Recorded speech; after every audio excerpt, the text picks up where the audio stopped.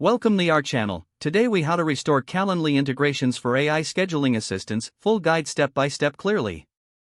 Begin by logging into your Calendly account. Navigate to the integrations section found in the main menu. Locate the integrations you wish to restore.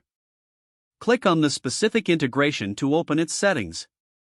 Review the status of the integration to ensure it is currently disconnected. If it is disconnected, look for the reconnect or enable button. Click on that button to initiate the reauthorization process. Follow the on-screen prompts to provide necessary permissions. Ensure your AI scheduling assistant is open and logged in. Return to Calendly and select the service you are reconnecting. Copy any required API keys or authentication tokens if prompted.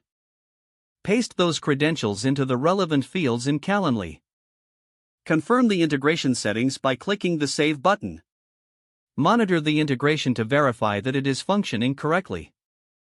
Test the integration by scheduling a meeting through your AI assistant.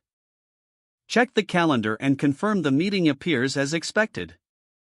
If issues persist, consider revisiting the integration settings for any discrepancies. Explore Calendly's help documentation for additional troubleshooting steps. Make sure to stay updated on any changes to both Calendly and your AI scheduling assistant. Regularly review your integrations to maintain optimal functionality. If the page does not load, refresh the browser or try again in a private or incognito window.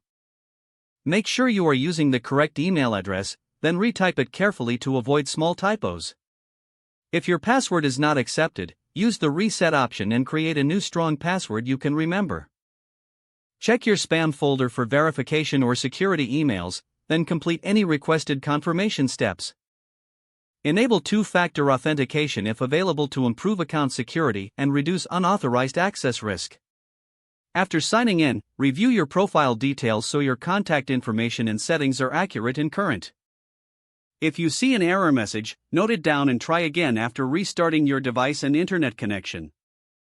Log out when you finish, especially on shared devices, to keep your account and payment information secure.